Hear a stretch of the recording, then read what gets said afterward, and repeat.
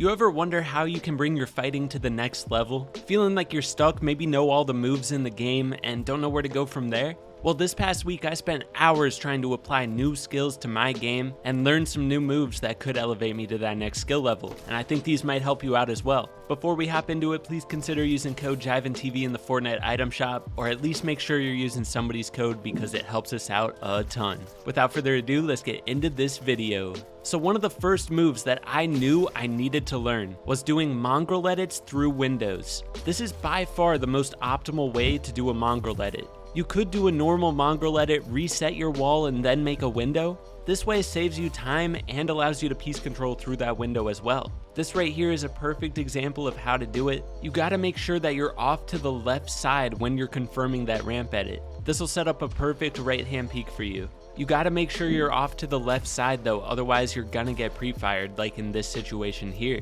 You can see that I did not run far enough to the left, so I took damage. But if you do it right, you'll never take damage doing a Mongrel Edit again.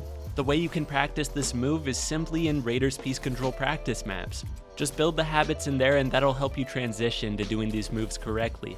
Next move I want to show in this video is this right here. I bait the opponent to edit on me and get free damage dealt from above. This is a really sneaky move.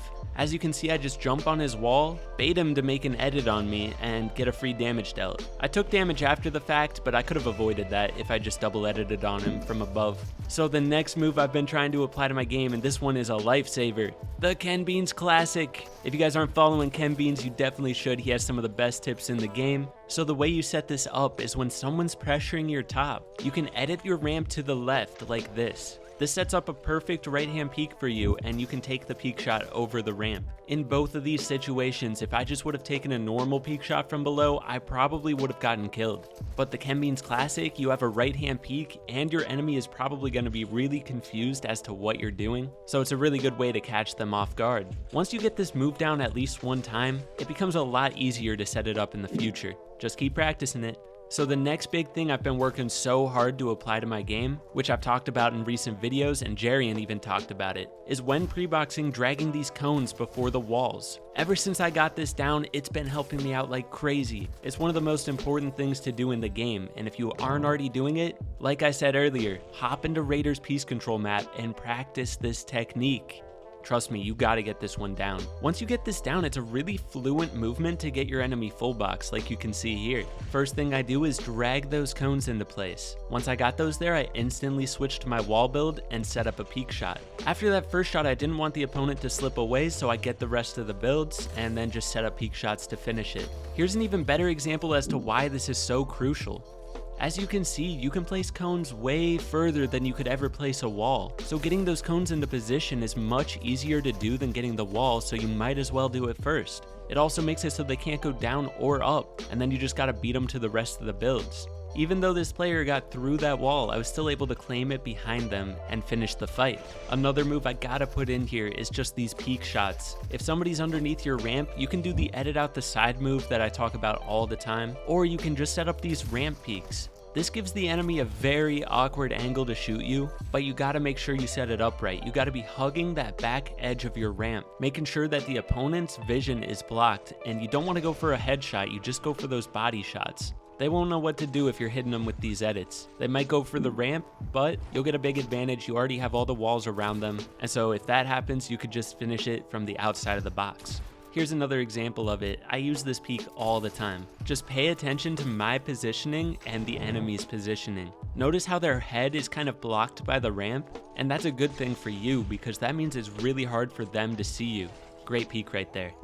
So the next advanced thing that I've been working on in my game for so long, but I've struggled to apply it, is pre-boxing from above without jumping in. I see so many really good players making this mistake all the time, and it's really hard to build the mentality to not jump in. But once again, practicing in Raiders Piece Control map, building the habit not to jump in is what will give you that ability to not jump in. It's about building the habits. Another thing I should note in this clip is how I get the cone over top of the enemy here. Whenever I get a cone over them in a situation like this, they almost always turn around and go out the backside. That's why I was able to pre-box them out that backside so easily.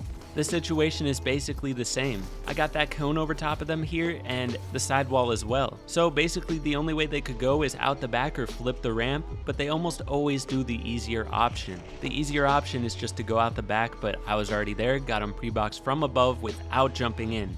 And that's how I was able to finish that fight. Next trick I want to talk about, and a lot of you already know this, but we forget about it all the time. I haven't had anybody try to do this to me in a long while. This little fake edit play where they shoot your floor or wall or whatever it is, and then you shoot them.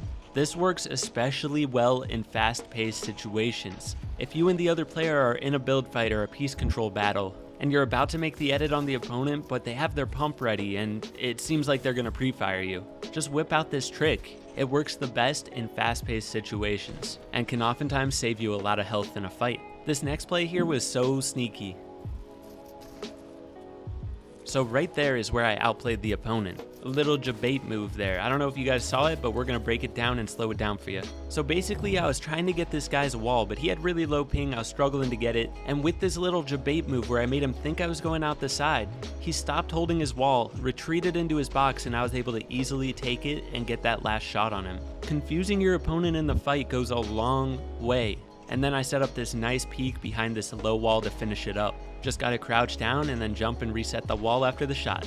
Next situation is if you're ever ramp rushing an opponent and they're ramp rushing you as well, doing this little move can win you a lot of fights. Basically what I did here was I placed this ramp and cone. I knew they were on the other side of the cone, so I slip a high wall above my cone. By getting that high wall into place before the opponent, I'm able to get in their box, set up a peek, and finish that fight. In this fight here, I don't know if you guys saw my video called How to Outplay Opponents with Chess Strategy, but this is a great example of that. At all points in this fight, I was staying one step ahead of the opponent from the very start, giving him nowhere to go, only traps that he can walk into. So to start this fight, I push up from the left side of his box. That's the best way to push. I see him going up this way, and so I set up a little box for him to walk into, and I get him full piece here, but he takes this front wall. So I slip around the side, get another free shot on him, but I kept in mind that he had that side wall, so I make a box for him to walk into if he decides to go in that direction. But then I'm able to finish the fight with this last peek. Staying one step ahead of the opponent is crucial. So in the next fight, I do a really good high wall play, but that's not the part we're going to be breaking down specifically. Pay attention to the way I handle it when I actually do get him pieced up after the high wall. You can see that I don't overcommit. Let's slow it down. So at this point in the fight, when he gets this floor over top of me, I try to get out the side really fast and do a high wall, because I know he's 1 or 2 layers above me at this point. From there, I'm able to get a cone over top of him and his side walls, but he's on this ramp and I don't want to overcommit, so I'm staying back, waiting for him to edit on me, while slowly applying pressure to his ramp. I didn't double smack or anything like that, I'm ready for him to edit on me. Here's another good example of that chess strategy I'm talking about, but this one's a little bit more advanced. By the way, a lot of these clips are in my recent highlight video, but I figured I'd break them down for you because they're such good examples for how to fight. Let's slow this one down. So to start it off, I get this high wall into place really nicely and get him full boxed. But he gets the ramp and floor over top of me. So his only way out is through that ramp and floor exit. The wall was weak and he had an escape upwards. So that's definitely the way he's gonna go out. Knowing that information, I side jump and get the cone over top of him while he's still going up his ramp. From there, I have him completely surrounded, multiple angles to set up peaks, and it's a free dub.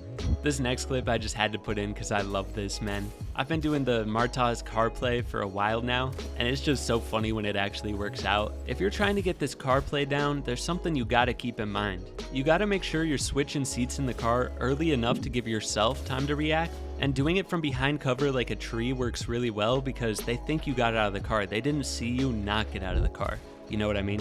Next on the list, we got a perfect piece control from behind cover play. You know we gotta recognize the good piece control. That's one of the most crucial things in the game. You can see I drag the cone into position first, and then claim the rest of the walls from behind my right hand peak. That's exactly how it's supposed to be done right there. Now, if you wanna take that chess strategy idea and take it to another level, anytime you see somebody boxed up, you can make boxes on every single side of them and they'll have nowhere to go. From there, you can just pressure their wall, and either they're gonna sit in their box like this guy did, or they're eventually gonna walk into one of your boxes. When he leaves his box here, I just track his movement, get him boxed out this side, staying ahead of him by just a little bit, and then set up this nice low wall peak again to finish the fight. Now, I know we covered a lot of stuff in this video, so if you're trying to apply this to your own game, once again, take my advice. Hop into Raiders Map, maybe focus on one of these things at a time. Start slow with it and slowly increase your speed as you get more comfortable with it. Eventually, you'll build up the muscle memory of these plays, and if you work hard enough, that skill will transfer over to Arena. Just give it time. Hopefully this video helped you out. If it did, be sure to hit that like button, subscribe if you're new, use code JivanTV, and I'll catch you guys in the next video. Peace.